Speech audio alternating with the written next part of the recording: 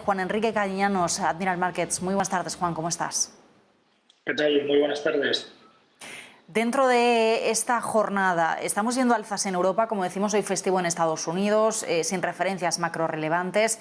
Nos preguntamos si esta semana vamos a ver algo de tregua, si es una jornada de tregua, o si crees que habrá un rebote a corto plazo, al menos esta misma semana. ¿Cómo lo ves?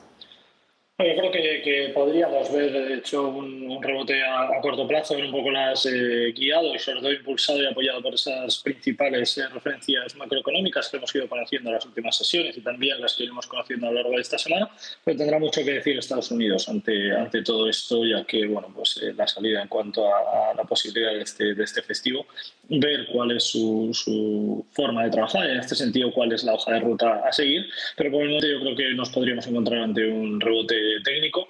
No creo que estemos hablando del rebote del gato muerto que llamamos. Normalmente en bolsa se le llama el rebote del gato muerto a una situación en la que hay un rebote técnico muy corto para de nuevo volver de nuevo a ver caídas importantes. No creo que sea este escenario. Es verdad que para el medio y para el largo plazo la situación es complicadísima y mientras no haya medidas adicionales la tendencia para mí sigue siendo claramente bajista. El contexto económico general sigue siendo muy débil, de muchas debilidades y sobre todo con mucha incertidumbre para el largo plazo, pero para el corto plazo hablamos de una situación totalmente distinta, mientras que sigamos viendo mantener sobre todo, ¿no?, niveles importantes desde el punto de vista técnico, como en el caso del IBEX los 8.000 puntos, en el caso del DAX los 13.000 puntos, en el caso del Standard & Poor's los 3.500 puntos. Mientras no veamos una pérdida de estos niveles, podríamos seguir viendo rebotes perfectamente por el contexto que refiere a esas noticias, esas referencias macroeconómicas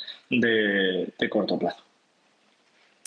En este contexto, esperamos esta semana declaraciones, como decía, de Jerome Powell en el Congreso, en el Senado. Esperamos que nos confirme esa senda de subida de tipos después de los 75 puntos básicos de la semana pasada. Con la reacción del mercado, con la reacción que estamos viendo en varios activos, ¿por dónde crees que van a ir los tiros en esas comparecencias? ¿Qué nos va a decir Jerome Powell?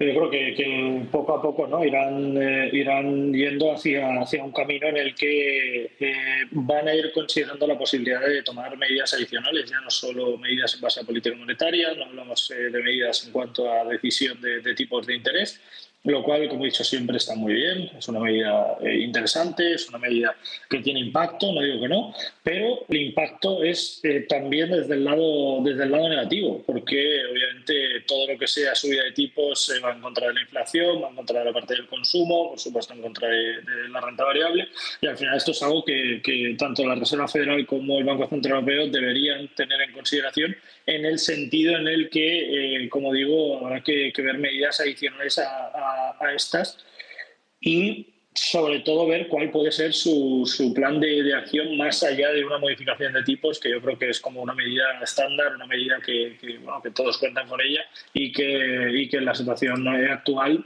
yo estoy convencido de que tanto el Banco Central Europeo como la Reserva Federal deben tener medidas adicionales, deben tener un plan de acción más allá de una modificación de tipos que, como digo, pues es una medida bastante estandarizada.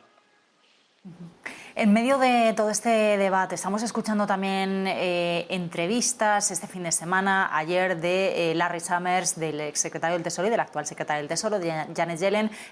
Larry Summers sí apuntando a una recesión en Estados Unidos, Janet Yellen diciendo que no es inevitable del todo. ¿Por dónde crees que van los tiros? ¿Cómo estás viendo lo que refleja el mercado respecto a esos temores de recesión? Bueno, yo creo que inevitable no es verdad que no hay nada imposible y que no hay nada que pueda ser irreversible, entre comillas, pero obviamente con la situación actual yo creo que es inevitable, sin duda inevitable. Ahora, que el Banco Central Europeo, que la Reserva Federal toman medidas adicionales a esa modificación de tipos, medidas adicionales a una inyección de liquidez, medidas adicionales en este sentido y que hagan un paquete de medidas, como digo, que puedan tener impacto en el medio y en el largo plazo. Obviamente, y en ese escenario sí que podríamos hablar de una situación reversible, ¿no?, y una situación que podría cambiar perfectamente. Pero, como digo, con el escenario actual, con las medidas actuales, con la situación macro que vivimos a día de hoy, yo creo que es total e indudablemente irreversible.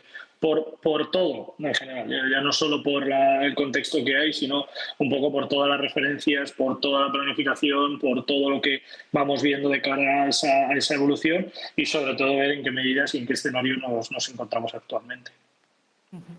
En medio de todo este contexto, estamos viendo también caídas en los precios del petróleo, eran mucho más acusadas el viernes pasado, después de las fuertes subidas que hemos visto durante estos meses. Lo hemos visto en compañías como Exxon o como Chevron en Estados Unidos, pero también aquí en España con Repsol, en Europa con Total. ¿Cómo estás viendo esa caída en el precio del petróleo? No sé si terminaron las subidas o está siendo un impasse también para seguir subiendo.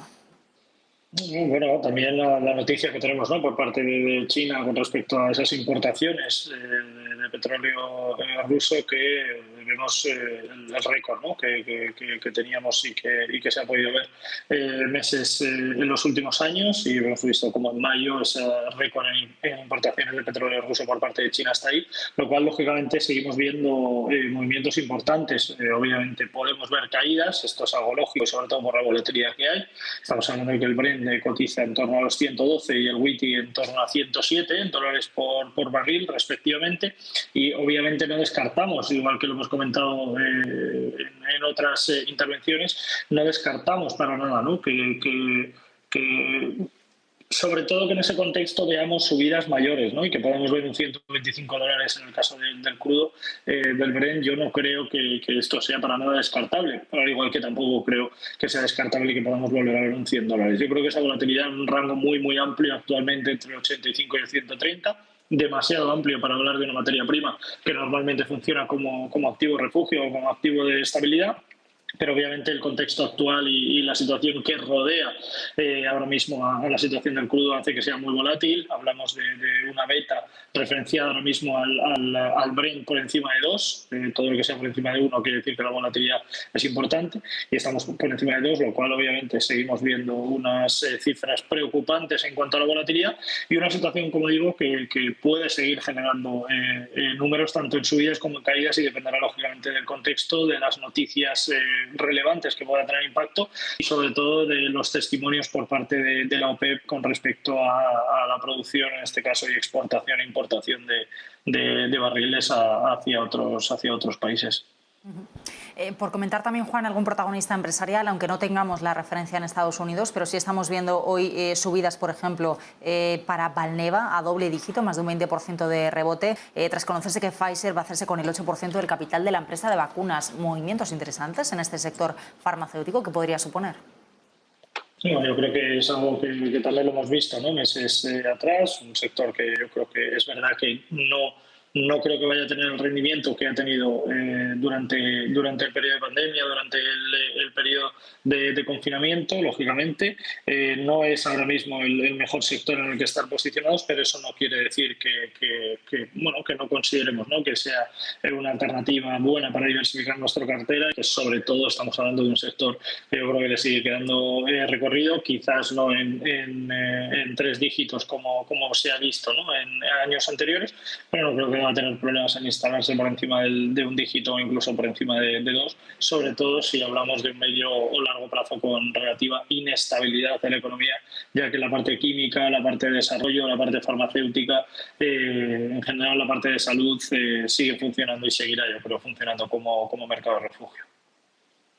Comentario también, Juan, sobre los últimos movimientos en el IBEX, ya con Acciona Energía y SACIR de nuevo en ese IBEX 35 a partir de hoy oficialmente ya.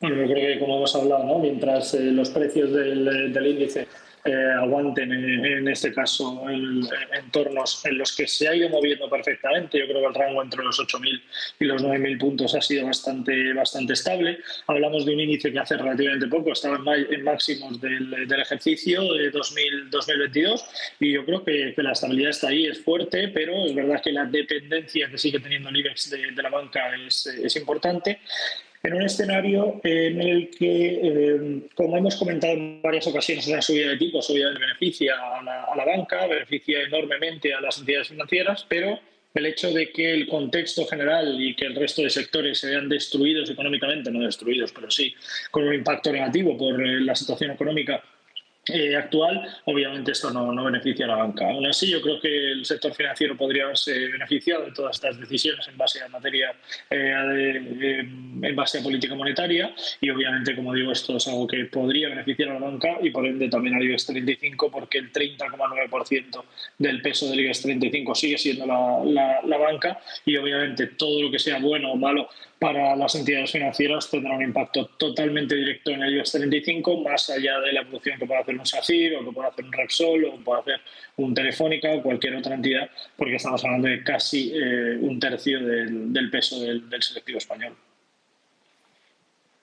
Juan, ¿algún comentario más? Hemos repasado algunos sectores sobre dónde encontrar valor, qué oportunidades, sectores, nombres que te gusten en medio de este mercado volátil. Yo creo que alternativas hay, yo creo que hay movimientos y hay oportunidades muy interesantes dentro del mercado y más aún en la situación actual. Yo creo que hablamos compañías dentro de la parte de renovables, como es el caso de IDF, o dentro de sectores que no tienen nada que ver con los que comentamos normalmente, como puede ser consumo, puede ser industrial, puede ser la parte manufacturera. Es verdad que hay una compañía como Alquiver, por ejemplo, dentro del BM Growth, que funciona en este caso como una alternativa muy estable. Yo creo que puede ser de buen impacto. Obviamente, Petroleras seguirá teniendo una situación muy buena en este contexto. Todo lo que es ciberseguridad, todo lo que sea en la parte de la digitalización, yo creo que van a ser y van a seguir siendo, de hecho, sectores muy interesantes para tener en cuenta en lo que resta de ejercicio en 2022 y también para el 2023. Y como digo, la banca, lógicamente, está muy encima de ella por esas modificaciones en base a política monetaria, porque esa volatilidad alcista yo creo que dará buenas oportunidades para el corto plazo. Pues nos quedamos con esa recomendación, Juan Enrique Cañanos. Como siempre, un placer. Gracias. Hasta el próximo lunes. Gracias a vosotros. Un placer siempre.